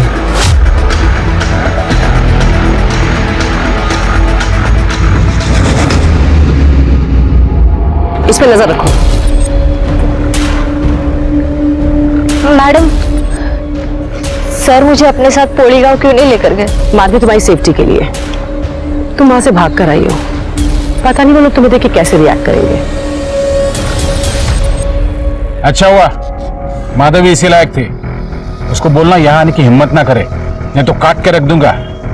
तुम्हारे घर का राज है जो काट के रख दोगे? पाना की बेटी है तुम्हारी, लेकिन बालिक है, उसे अपनी अर्जी से शादी करने का हक है, समझे? और माँ बाप का हक पैदा किया है उसको। पैदा किया तो क्या जान से मारोगे भी? कहीं तुमने तो प्रथम को रास्ते से नहीं हटा दिया? अब यहाँ बोलोगे या थाने ले चलूं? देखो साहब, कल तो मैं यहीं पर था, पंचायत का कुछ काम था, गांव में किसी से भी पूछ लो। वो तो हम पूछेंगे। सर ढाबे पे कुछ सस्पिशियस नहीं मिला, मगर सर ढाबे के पास एक फार्म हाउस है सर, वहां का वॉचमैन पे मुझे शक है सर, थोड़ा अजीब सा है सर। सर अपने कांस्टेबल लगाया वहां पे उस पर नजर रखने के लिए। और हाँ सर, ढाबे पे और फार्म हाउस पे दोनों पे सीसीटीवी कैमरा नहीं है। प्रथम का मोबाइल ट्रेस हुआ? सर उसका फोन आम के बगीचे में बंद हुआ था और अभी तक स्विच ऑफ आ रहा है। सर माधवी के गांव में पूछताछ की है सर, गांव वालों का कहना है कि माधवी के फादर को प्रथमेश और माधवी से बहुत प्रॉब्लम थी। हालांकि गांव वालों ने उसकी एलिबाई दी है, लेकिन सर वो पंचायत में, हो सकता है कि गांव वाले झूठ भी बोल रहे। सीडीआर का क्या हुआ? सर उस दिन उसके फोन की लोकेशन पोली गांव की ही थी। हो सकता है उसने मोबाइल घर पे छोड़ा। सिर्फ एक काम करो, उस एरिया के टोल नाका, सिग्नल, सारे सीसीटीवी फुटेज कलेक्ट करो। मुझे लगता है माधवी को प्रोटेक्शन देना चाहिए, क्योंकि उसका बाप उसको नुकसान पहुंचा सकता है। राइट सर, मैं को चैलेंज करता हूँ सर। आपने इन्हें कहीं देखा? ये ध्यान से देखिए, यही कहीं देखा? आपने इन्हें कहीं देखा? यही हम वहां बैठे थे।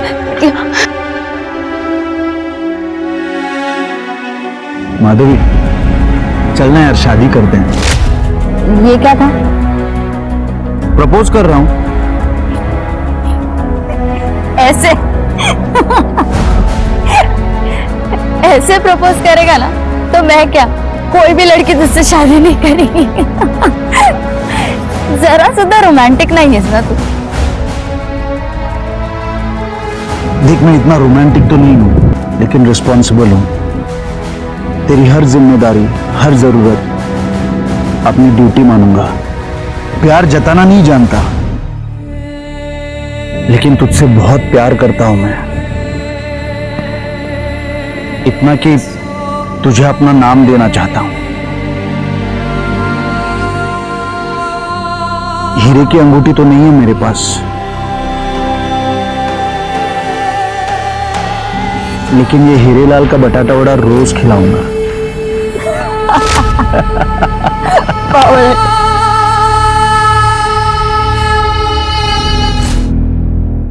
टोटल 1000 रुपए।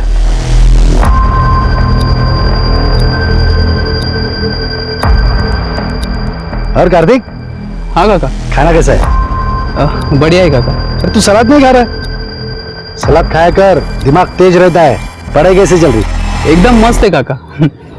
काका ये पुलिस का है कोई इधर?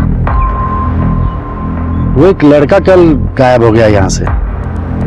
गायब क्या हुआ, भाग गया लड़के को छोड़ के। लड़की ने पुलिस कंप्लेंट कर दी। अब पुलिस का रोज का आना जाना चालू हो गया यहाँ पे। जाओ दे, ठीक है काका, निकतो मैं। कार्तिक, साइन तो कर। हाँ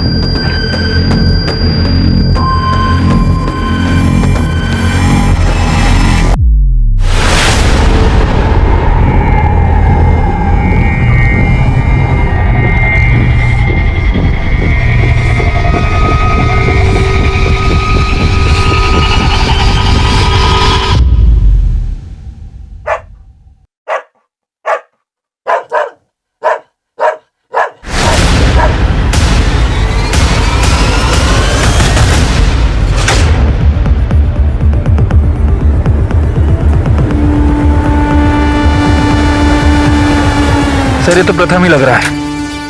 ये बिल्डिंग अंडर कंस्ट्रक्शन है, यहाँ कोई रहता नहीं है। आज सुबह वॉचमैन ने कुत्तों की आवाज़ सुनी। जब वो यहाँ आया तो उसने ये मुंडी देखी। फॉरेंसिक के लिए भेज दो। और बाकी बॉडी देखो कहाँ है, मिलती है, चेक करो। माधवी को फोन करो।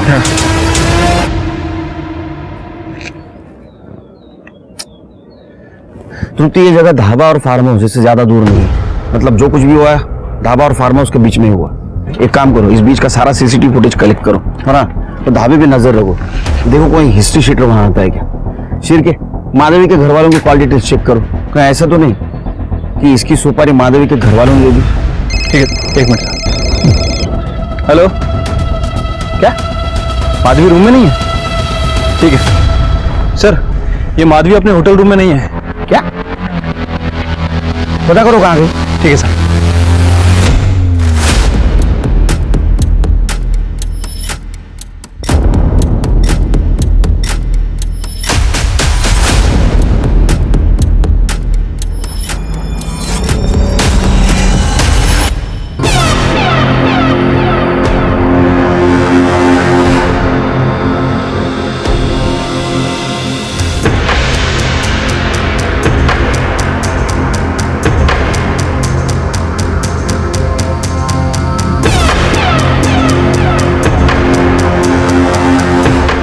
पूरा कमरा अच्छे से चेक करो। सर कुछ नहीं। आखिर ये चली कहाँ गई? सर माधवी के पिताजी का फोन कल पूरे दिन स्विच ऑफ था। हो सकता है उसको पता चल गया कि ये प्रथम माधवी को धोखा दे रहा है, तो उसने उसको मार दिया होगा। पता करो कहाँ है। Okay sir. देखो देखो, कुछ नहीं मिलने वाला। सर घर के पीछे एक पेटी में तलवार मिली, इसके ऊपर खून के दाग भी है।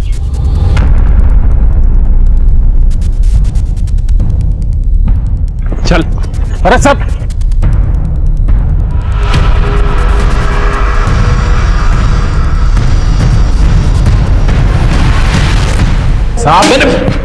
साहब मैं बोल रहा हूं ना, मैंने कुछ नहीं किया। सब प्रथम का सर कटा है। तेरे घर पे तलवार मिली जिसको खून लगा था। तेरा कल मोबाइल बंद था ना? हाँ? और तूने पोली गांव से भंडारा ट्रैवल किया था। कंडक्टर ने पहचान लिया तेरे को। अरे साहब, भंडारा के पहले 3 गांव निकलते हैं। हम लोग राबाड़े गए थे वसूली के लिए, इसलिए तलवार थी हाथ में। और मैंने तो अपनी बेटी का श्राद्ध उसी दिन किया था जिस दिन उस लड़के ने उसको छोड़ा था। तो फिर मैं क्यों मारूंगा अपनी बेटी को? वो तो बोलेगा क्यों मारा तूने बेटी को? बगाटे याला इतका मारना खरं बोलेगा। और इसका एलिबाई चेक करो भंडारा गांव का। अरे सर पुरानी केस की फाइल में से एक बड़ा अजीब सा केस मिला है सर। लगभग 6-7 महीने पुराना होगा सर। सर इसमें संभाजी ने क्लेम किया है कि उन्हें ढाबे के खाने में इंसान की उंगली मिली थी।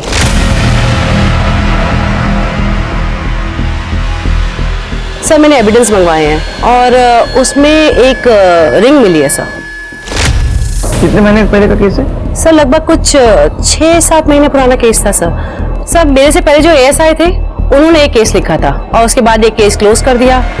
पर सर संभाजी का कहना है कि बाबूराव और संभाजी की कुछ लड़ाई झगड़ा वगैरह हुआ था सर। उसके बाद उन दोनों की जो पार्टनरशिप थी ढाबे में वो खत्म हो गई थी सर।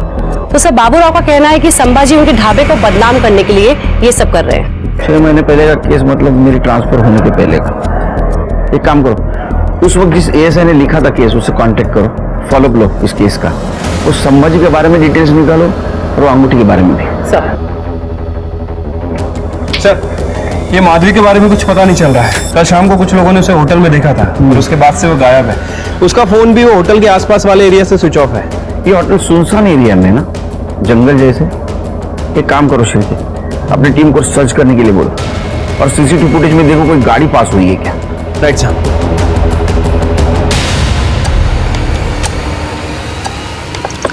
ये तो दादा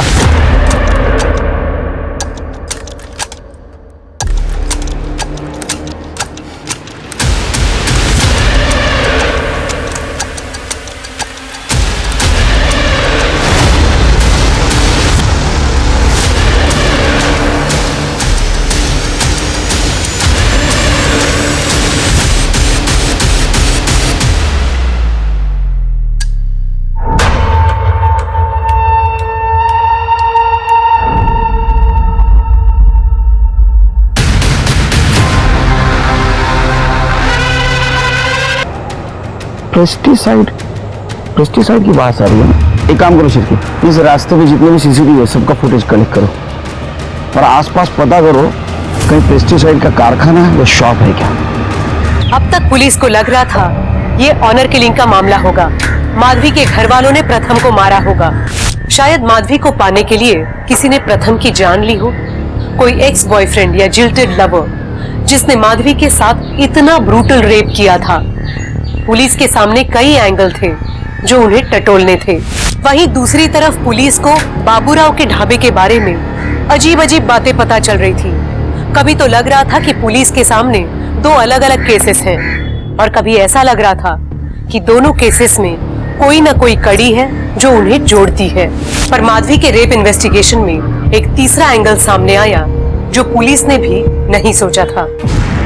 सर, ये पेस्ट कंट्रोल की गाड़ी है जो 10 दिन पहले चोरी हो गई थी, लेकिन जब मैंने चेक किया तो पता चला कि इसका नंबर चेंज किया गया, लेकिन गाड़ी वही है। और एक और इंटरेस्टिंग बात, माधवी जिस होटल में रह रही थी ये गाड़ी 2 से 3 बार वहां देखी गई। ड्राइवर को जूम कर,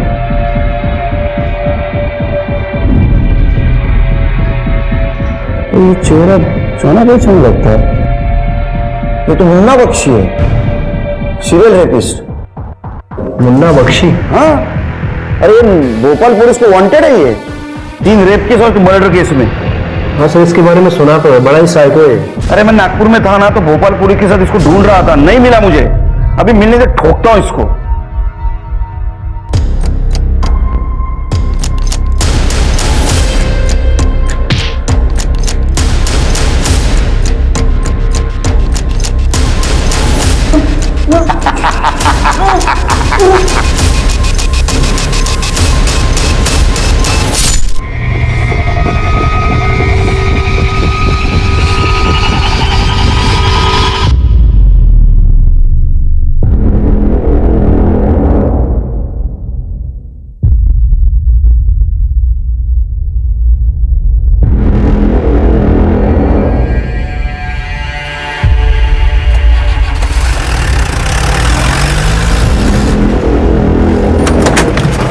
मैडम जी, कहीं जाना है आपको? बस ये आगे शंकरवाड़ी है ना, वहीं तक जाना। शंकरवाड़ी? मैडम वो तो यहाँ से 5 किलोमीटर दूर है मैडम, वहां तक आप चल के जाओगी? मैं भी वहीं जा रहा हूँ। अच्छा चलो आपको छोड़ देता हूँ। ठीक है, मैं अपनी मम्मी को फोन कर देती हूँ। हेलो, हाँ मम्मी, मुझे गाड़ी मिल गई है, मैं जल्दी आ जाऊंगी। चले?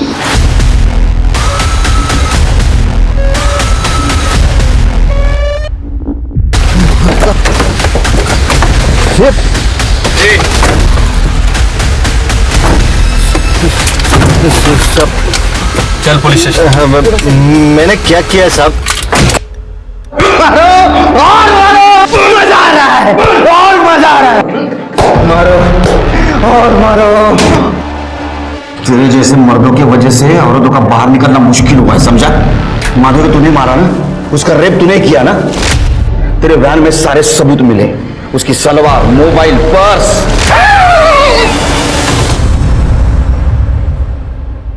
अपुनीश मारा उसको। प्रथम प्रथम का मर्डर भी तूने किया ना? उसका सर काटा तूने, उसकी बॉडी कहाँ है? कौन प्रथम? तुम मर्दों को हाथ नहीं लगाता।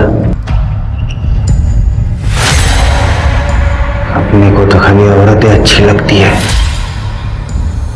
शिरके, माधवी के फैमिली को इन्फॉर्म कर दो और प्रथम की बॉडी ढूंढ लो। बगाटे, 2 दिन कोर्ट को छुट्टी है। इसकी चार्जशीट बनाने के पहले इसको इतना मारो कि इसके बॉडी का पार्ट काम करने लायक नहीं रहना चाहिए। अब हंस।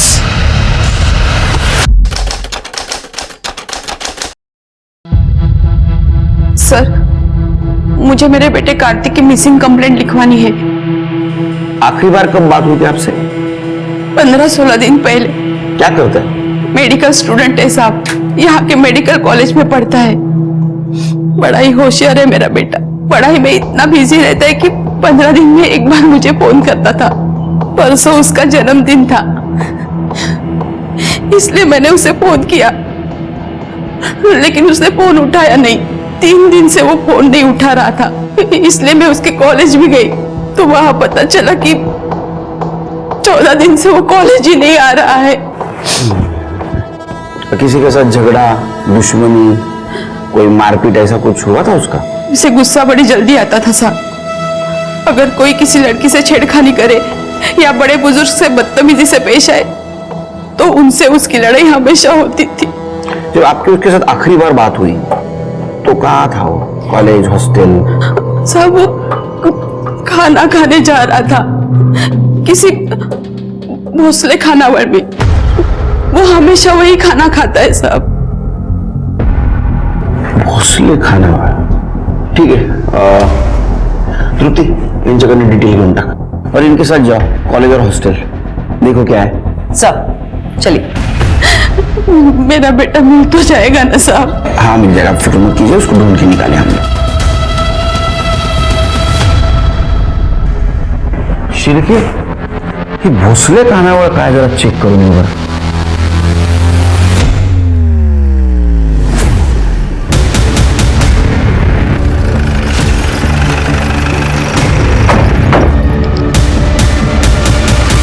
ऐसे कैसे गायब हो गया लड़का? तुम बता सकते हो ना बाबूराव, तुम्हारा ढाबा है। पहले प्रथम, अब ये कार्तिक, 2 लड़के गायब हो गए तुम्हारे ढाबे से। नहीं, प्रथम के बारे में मैं कुछ नहीं जानता, लेकिन हाँ कार्तिक के बारे में जानता हूँ। उसका खाता चलता है यहाँ पे। ये देखिए ना साहब,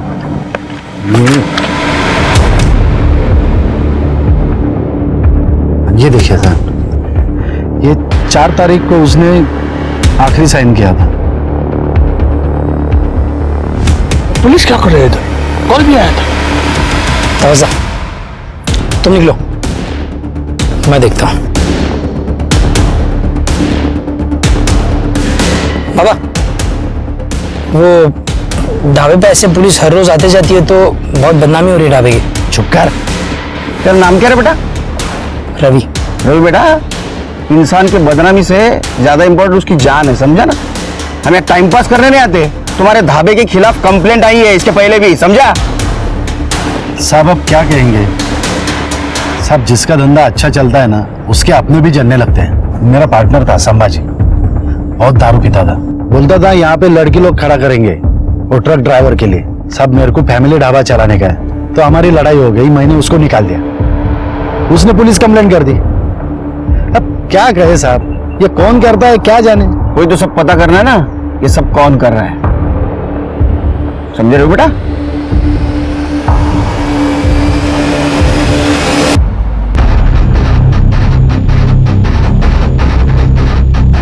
स्मिता, पकड़, चेक करो।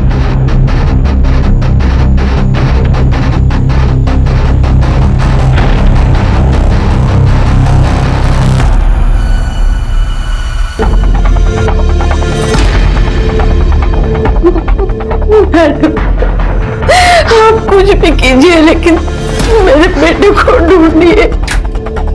आप परेशान मत करिए, हम पूरी कोशिश कर रहे हैं। सर मैंने कार्तिक के बारे में पता किया सर, सबने उसकी बहुत तारीफ करी।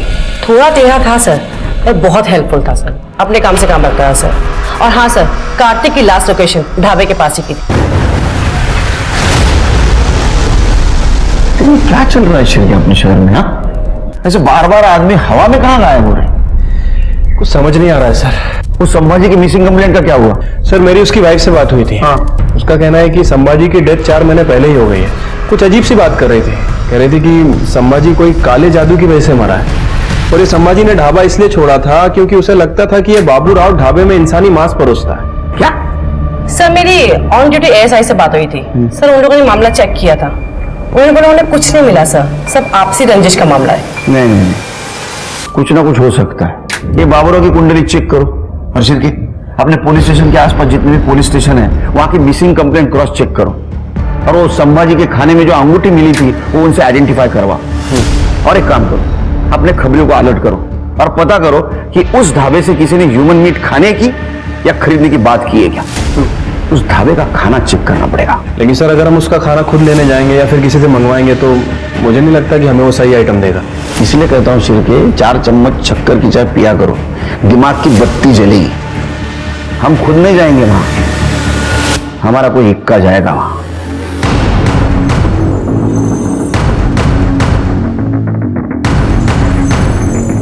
जी नमस्ते। नमस्ते।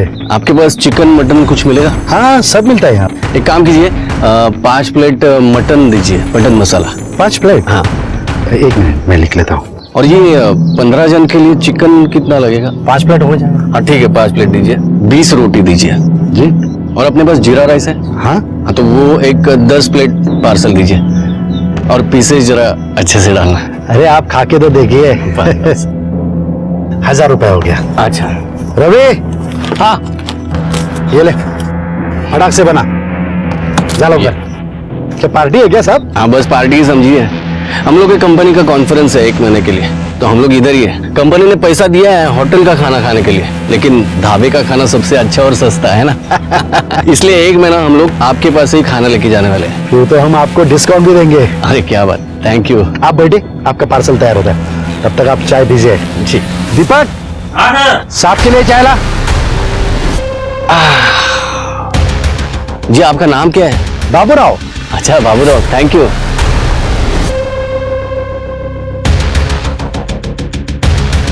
रवि, पार्सल तैयार हुआ कि नहीं? हाँ, लवकर सब। हाँ एक से। चलो बाबूराव जी, थैंक यू।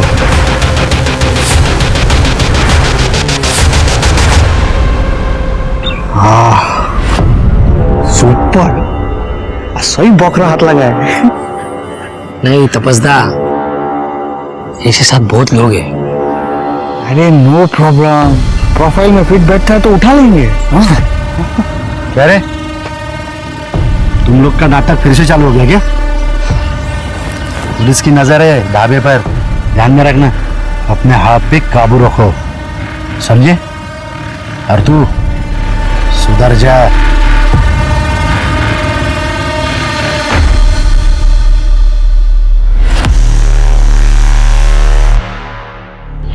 भाई साहब ये मेरा बेटा है, यही रहता था। आपने कहीं से देखा है? देखिए देखिए, ठीक से देखिए, कहाँ गया होगा? हाँ, आपने इसे कहीं देखा है?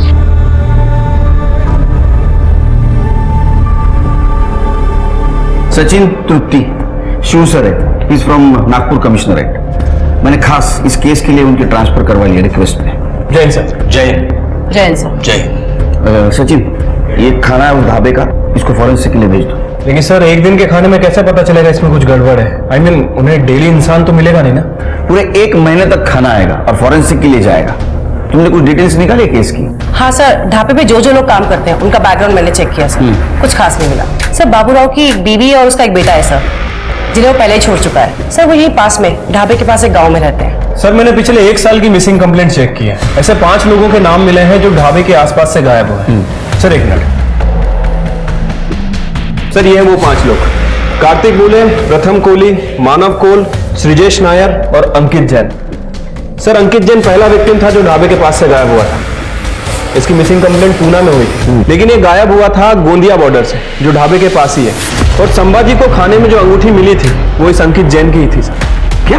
हाँ सर अंकित जैन की वाइफ से मेरी बात हुई थी, उसने हमें कंफर्म किया ये उसकी वेडिंग रिंग है सर। सर उस फोटो भेजिए उसने। 1 मिनट, ये देखिए। लेकिन ये रहता पुणे में था तो यहाँ क्या कर रहा था? सर ये अंकित जैन सिविल इंजीनियर था, साइट देखने के लिए गोंदिया आया जाया करता था। लेकिन इसकी बीवी ने बताया कि ये बाहर खाना वगैरह नहीं खाता था, तो मतलब हो सकता है कि ये ढाबे पे वॉशरूम यूज करने के लिए रुका।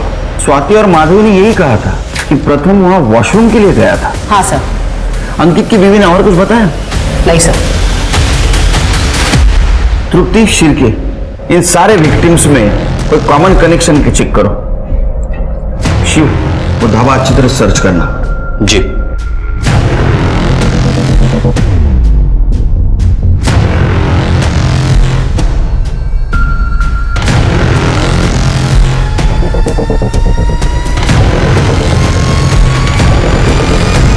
जिस दिन प्रथम गायब हुआ उस दिन तुम थे ढाबे में, क्या देखा तुमने?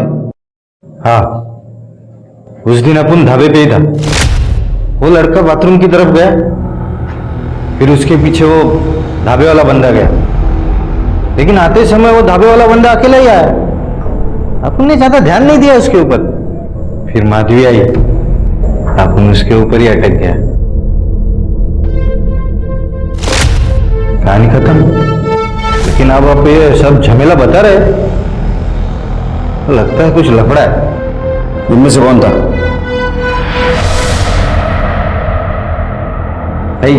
ओ पीछे वाला, यही।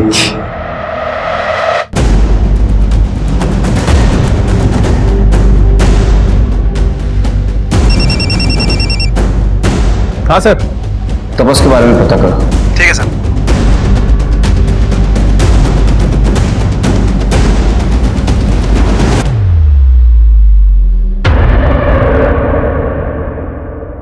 सर ये तपस 2 साल पहले ही बंगाल से यहाँ पे आया है, लेकिन इसका कोई क्रिमिनल रिकॉर्ड नहीं है। बाबूराव को 3 महीने से ही मीट सप्लाई कर रहा है।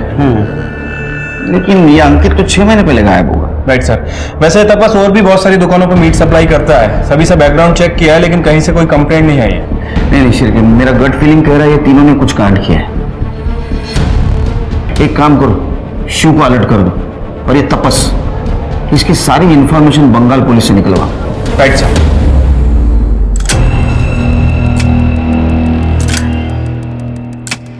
ये कार्तिक का आखिरी हिस्सा, अब इसका कीमा बनेगा। हाँ पता है पूर्णिमा आने वाला है। हाँ, बाबा के लिए नया ताजा खून ढूंढना पड़ेगा। वो शिव एकदम फिट बैठता है। हाँ परफेक्ट है, परफेक्ट। ठीक है, करता हूं मैं कॉल। हाँ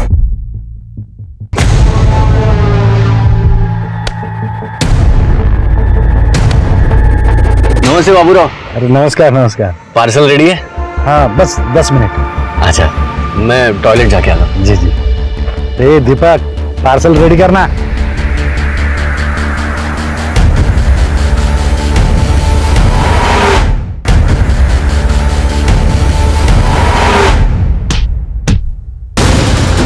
शिरके, लवकर या।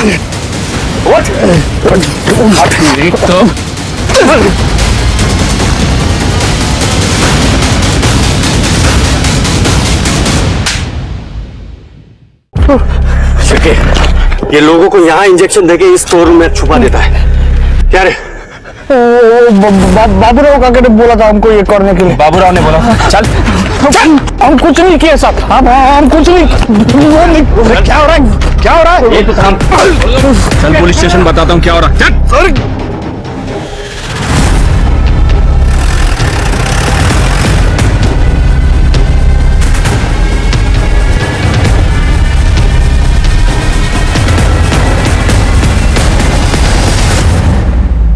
चल बोल। वो बाबूराव ने बोला था करने को साहब। साहब मेरा बाप ही ये सब हमसे करवाता था। साहब पता नहीं वो दोनों मेरा नाम क्यों ले रहे, लेकिन सच्ची में साहब मैंने कुछ नहीं किया साहब। अच्छा, तेरे बाप ने बोला और तुम दोनों ने किया? इतने भोले बच्चे हो? हाँ, नाटक कर रहे हो? वो बाबूराव लेना है साहब। हाँ साहब, मेरे बाप का तांत्रिक प्रवृत्ति है, सब वही हमसे ये सब उल्टा सीधा काम करवाता था। मेरे बाप ने हम लोगों को रेप करते हुए पकड़ लिया था, तब से ब्लैकमेल करने के लिए सब वो हमसे ये सब काम करवाता था।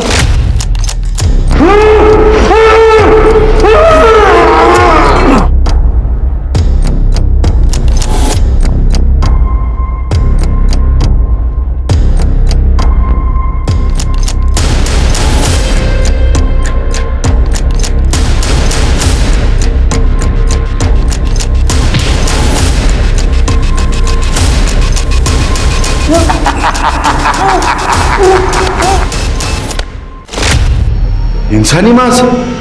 जी साहब, ये ऐसा काम मैं कभी नहीं करूंगा। हाँ, वो रेप वाली बात सच है साहब।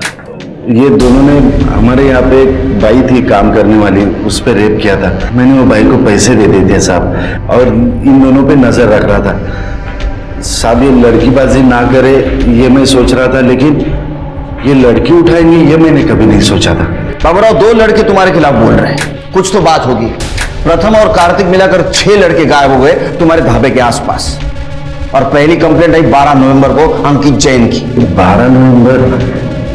हाँ साहब, 12 नवंबर के दिन तो मैं मेरे दोस्त के बेटे की शादी में गया था। वो दोस्त मेरा मेरे ढाबे पे काम करता था, उसके बेटे की शादी थी। आप चाहे तो चेक कर लीजिए साहब, ये 6 महीने पहले की बात है। ये तुमने नहीं किया तो किसने किया? इन डेट्स पे इन तीनों की एलिबाई चेक करो। ये तपस और रवि के फोन में कुछ मिला? सर मैंने तपस के बारे में चेक किया। सर वो अपने एक दोस्त से रोज बात करता था बंगाल में। सर मैंने बंगाल पुलिस को बोला है इस बारे में पता करने के लिए। और हाँ सर, रवि तपस अपने माँ बाप इनके अलावा ज्यादा किसी से बात नहीं करता था।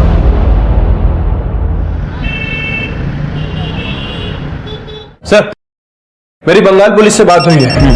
सर, उनका कहना है कि ये तपस बचपन से ही बड़ा वायलेंट किस्म का लड़का था। अच्छा। घर में अपने जानवरों को मार दिया करता था। एक बार तो अपनी छोटी बहन का सर भी फोड़ चुका है। इसी वजह से घर वालों ने उसे घर से बाहर निकाल दिया। लेकिन रवि ये सारे झमेले में फंसा कैसे? सर आईडी डिपार्टमेंट से फोन था। सर तपस ने रवि को ये कुछ तंत्र सिद्धि के नोट भेजे थे सर ये तंत्र 7 जन्मों तक पति को साथ रखने के हैं। तपस ने रवि को क्यों भेजे? सर कहीं ये रवि गे तो नहीं है और शायद किसी से प्यार करता हूं, या फिर किसी औरत का हाथ है इस सब के पीछे?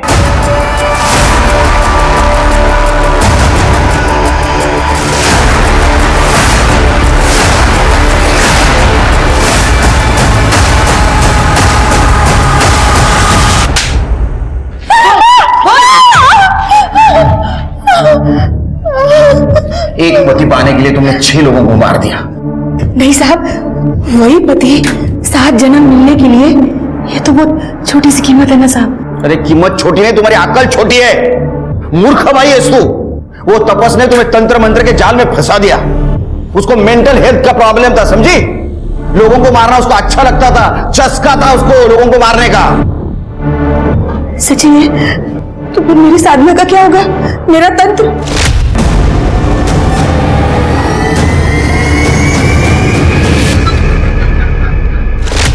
मेरा पति मेरे को 7 जन्म नहीं मिलेगा अभी। 7 जन्म क्या, ये जन्म भी नहीं मिलेगा अभी। लोग साधना क्यों करते हैं? अपनी बुराइयों को काबू में करने के लिए। तुमने ये जो किया ये अंधविश्वास और क्राइम था।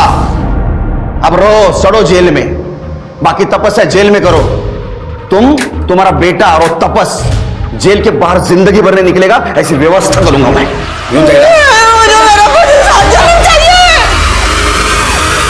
याद रखिए, लाइफ में कुछ भी शॉर्टकट से हासिल नहीं होता और ना ही हम किसी और को काबू में कर सकते हैं।